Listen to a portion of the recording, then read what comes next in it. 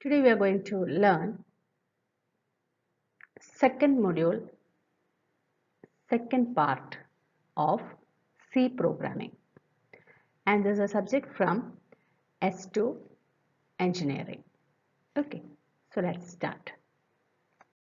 In today's class, we are going to learn console input-output operations, printf and scanf, operators and expressions, expressions and arithmetic operators, relational and logical operators, conditional operators, size of operator, assignment operators, bitwise operators, and operators precedence. So these are the topics. So first is console input output operations. So we know that for doing input using computer you need a keyboard, and same way for displaying the output you need the visual display device, right? So several standard input output functions are placed in libraries, as we know. That is, many functions are placed in libraries, and that functions, they are included in the program with hash include. We know all these things. In the structure of C, we have studied how a C program we have to write, right? So there the directives which are linked with the program, which are attached to the program, they are actually being inserted from the libraries. Okay, that is what C developers developed several standard input and output functions and placed them in the C libraries. All these libraries are accessible by the C compilers. All these libraries are accessible by all the C compilers. Okay. So these are the types of input output functions. Console input output functions and file input output functions. Console input output functions means keyboards and visual display units are being used for receiving input and output, for displaying the output. Okay, that is console input output functions. File input output functions means allows us to access the hard disk. That is a secondary storage device is used for getting the input and for storing the output. So that is file input output functions. So these are the two types of input output functions: console input output functions and file input output functions. Console means keyboard and visual display units are used for input and output. File input output functions means hard disks or secondary storage devices are used for input and output. Now let us see console input output functions in detail. A console comprises of video display system or video display units and keyboard that we have already discussed. Okay. So console input output functions can be classified into formatted console input output functions and unformatted console input output functions. That is, console input output functions and file input output functions are two types of input output functions. Console means video display device and keyboards are used for output and input. And two types of console input output functions. They are formatted and unformatted. Okay. So formatted means allows the user to format the input from the keyboard and output are displayed in the desired manner. Unformatted means these functions do not allow the user this feature. That is here formatted console input output functions means this allows the user to format the input and output which are to be displayed. But unformatted means the users are not allowed for this. Okay. Formatted, the users are allowed to format the input and output, but for unformatted the users are not allowed. The formatted console input function is scanf. Okay, we know scanf is the keyword used for getting the input through the keyboard. Okay, so scanf is a formatted console input function which reads formatted input from standard input, and it can read any integer, float, character, string, etc. from the user. And the syntax is scanf format specifier, you have to give in double quotes, comma, and argument address of the argument we are giving. So here an example, scanf %d. %d shows that it is a integer. Ampersand num. Okay, so ampersand num, that is arguments address. It represents arguments address. That is what ampersand shows. That is the arguments address. Okay, in this example, %d is a format specifier for an integer, and num shows the integer value. Ampersand num indicates the address of the num where the value is to be stored under the variable name num. That is, ampersand represents the address where the variable is being stored. Okay, and that is formatted console input function. Next is formatted console output function, and that is printf, to display it. The syntax is printf text and format specifier in double quotes and then variable. See the example, printf marks %d and then the variable marks. Okay, so the output will be marks and then colon, and after that instead of %d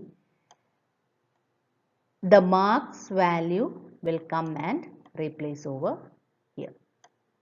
Okay, that is marks colon %d.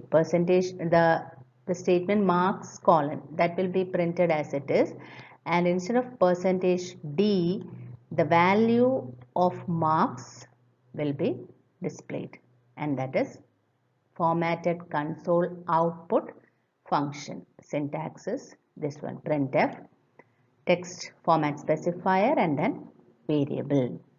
Okay, so these are formatted console input function and output function. Next is unformatted console input output functions, and here some examples are given. Get ch, get che, get char, they are the input functions. Put ch, put char, that is output. And then for string it is gets and puts. Gets as the input and puts as the output. Okay. Here is console input output function in detail. First is get ch, that is it returns the character that was typed last. Okay, and if you are going to use get ch function in your program, means you have to include console input output header file in your program, that is hash include conio.h, that is console input output.h. Okay, and another example is get che and get char, works in a similar manner as get ch, all are same. Get che is presented in conio.h, and if you are using get char, in that case standard input output header file is only required, and the output comes put ch, that is prints a single character on the console, on the visual display unit, that is on the monitor. Okay, put char works in the same way as put ch. And next is gets and puts. Okay, gets, this takes a string input single or multi-word from the user, and puts it is used to print the string to the console. Gets is used to get the string input, either single or multi-word, and puts is used to print it. Okay. Next is expressions. You know what is an expression? It is a combination of constant and variable. Say this is an expression. X is equal to y plus z. Constants and variables are themselves are also expressions. That is, k is an expression. Okay. 1 is an expression. 5 is an expression. That is what written. Constants and variables by themselves are also expressions, and these are the examples. It is a combination of constants and variables together with the operator. Operator also should be there. Okay. So that is expression. Next comes an important question. Operators in C. That is how operations can be done in C. First one is arithmetic operator, increment and decrement operator, relational operator, logical operator, assignment operators, conditional operators, bitwise operators, and size of operators. So these are the types of operators. So the first one is arithmetic operators. That means the simple addition, subtraction, multiplication, division, and other than that modulus is also there. Okay, and the symbol used for modulus is percentage. That means if you are using the modulus operator or percentage operator, the remainder will be the answer. Suppose the question is 5 by 2. 5 divided by 2. Okay. So when you divide 5 by 2, we know 2 2s are 4 and the remainder is 1. Remainder is 1, right? So that will be the answer if you are giving 5 percentage 2. That is, if you are giving the operator as percentage and that is modulus, and this will generate the remainder as the answer. So these are the commonly used arithmetic operators. We know addition for adding, subtraction for finding the difference, to find the product multiplication, and to find the divide, that is numerator and denominator. Two numbers will be there and you are dividing it. Okay, so these are the commonly used arithmetic operators. Next type of operator explained is increment and decrement operators, and these are also very useful operators to minimize a calculation. Suppose, for example, you are having the initial value of I as 0 and the value is to be increased as 1, 2, 3 up to a particular condition. So at that time you can use I is equal to I plus 1. That is, the I value is incrementing by 1. Okay, previous I value plus 1 will form the next I value, and this will be written within a loop. So instead of I is equal to I plus 1, you can write I plus plus. That means I is equal to I plus 1. Suppose you want to decrease the value of I is equal to I minus 1, and that means you can write it as I minus minus. Okay, and two types and in two ways you can write increment and decrement operators. For example, you can write over here plus plus I. In some programs you might have seen plus plus I, and I plus plus is also there. Okay, And in this, plus plus I means pre-increment. I plus plus means post increment. That is plus plus I is pre-increment and I plus plus is post increment. That is in this case, or pre-increment or plus plus I. That means the value of I is increased and that value is being considered as first. The basic value is not considered. So it is written here, applying the pre-increment, first add 1 to the operand and then the result is assigned. The basic value is not considered. Okay. For post increment means the basic value is considered and then it is being incremented. That is what first assigns the value to the variable on the left and then increment the operand. Okay. So these are the increment and decrement operators. Next is relational operators. It shows a relation between the operands. So is equal to, that means equal to, that is x equal to y means x and y are equal. That is 2 equal to 2, you can write. Okay, that is both the right hand side and the left hand side are same, are equal. So that is 2 equal to, is equal to. Next is not equal to, greater than, less than, greater than or equal to, less than or equal to. So this shows the relationships, right? So they are relational operators. Next is logical operators. That is logical and, logical or, and logical not.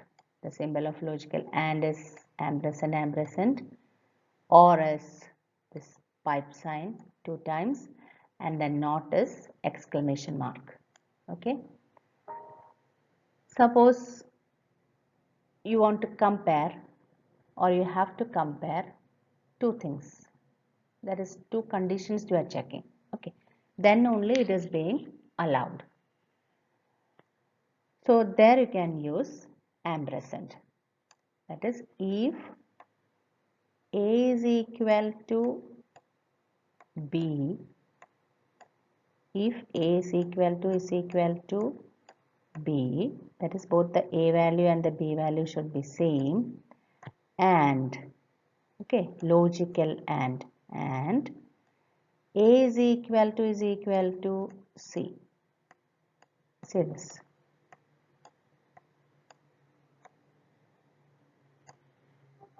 This is what both the conditions are to be satisfied. Suppose you want to find the largest among three numbers, three values you are having, A, B and C. These are the three variables and you will be having three values.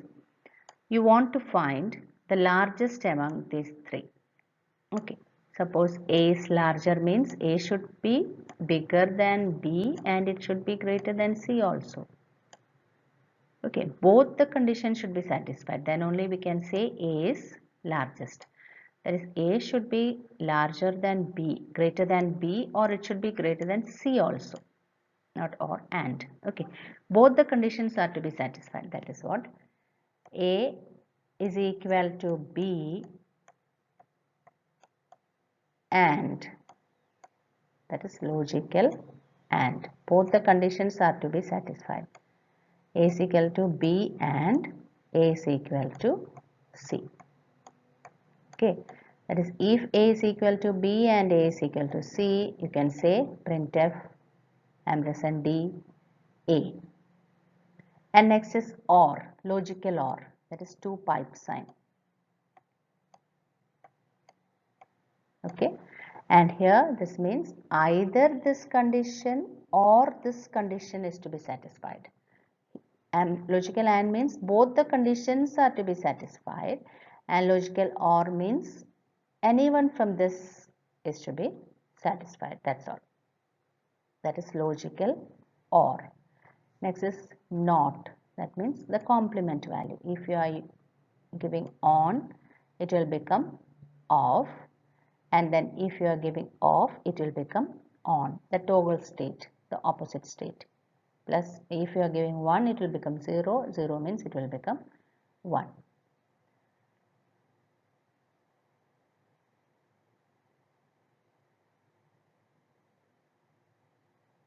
Okay. Next is assignment operators. That is equal to. That means if you are writing A is equal to 5. That means 5 is being assigned to A. That's it. That is the meaning of this equal to. Okay, that is 5. The constant value is assigned to the variable. That is assignment operators.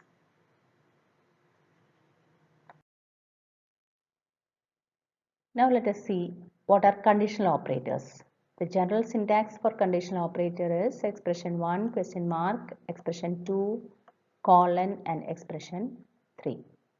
Expression 1 gives the condition. We know that condition can be true or false.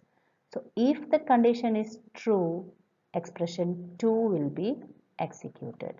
And if it is false, expression 3 will be executed. Okay, so that is conditional operator. Now let us see an example. Here we are writing if, okay, total mark, whatever it may be, total mark is greater than 80. So that is a condition. If the total mark is greater than 80, so after condition put one question mark.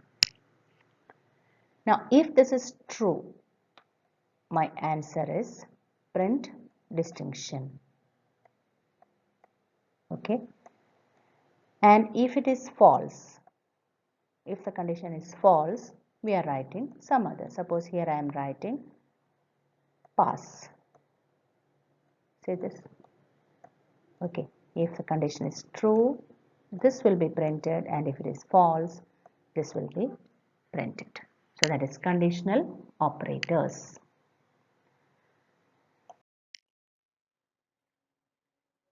Now bitwise operator.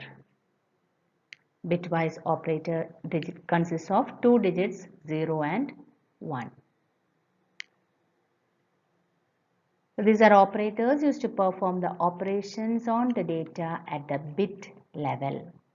You might have heard about AND operator, OR operator, XOR, that is bitwise exclusive OR, one's complement, that is 0 will become 1 and 1 will become 0, shift, left shift operator, and right shift operator.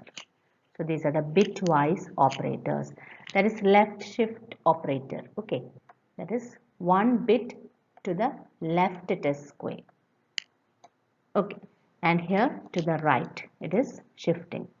Here to the left it is shifting one by one. Okay, and is there. So you have seen that is 1 and operator, and then 1. Say 1 and 1. So the answer is 1. So that is bitwise AND, bitwise OR, NOT, and shift operators and all. Now size of operator. Size of, this is a keyword. The operator is written within bracket. Size of, okay. It gives the size of the variable as the output. So that is size of operators.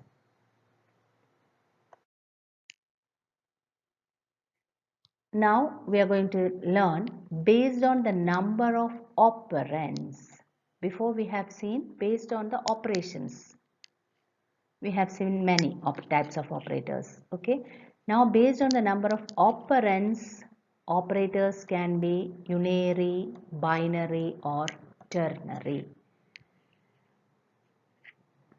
We know that in A plus B, that is, this is an expression in A plus B.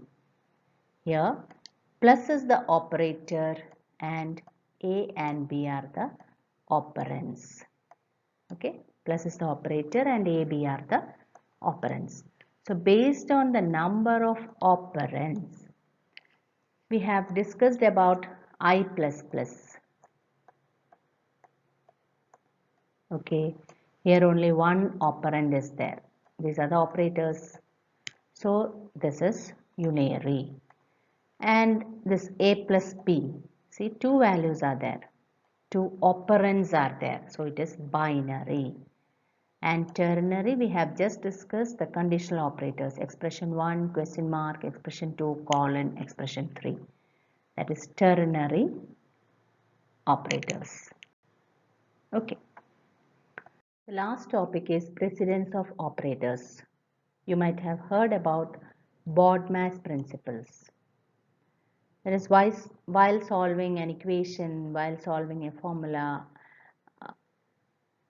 we are normally following the BODMAS principle. That is, if many things are there, bracket is there, plus, minus, multiplication, division, everything is coming together in a simple question, okay, or in a simple solution. So an order is there how to solve it. So first always we are solving the brackets, and then comes any unary operator is there means go to that. Then multiplication, division and modulus, then plus and minus, see, shift operators, then relational equality, and this is the order of how the operators are to be handled. Okay, so that is precedence of operators. So in today's class we have covered console input output, operators and precedence of operators. This is very important in C or whatever, any programming language. Operators are very important because with operators only we are doing operations, we are doing something. Okay, so how it is to be done, which is to be considered first, so that is precedence of operators. So hope today's class was okay for you. Thank you.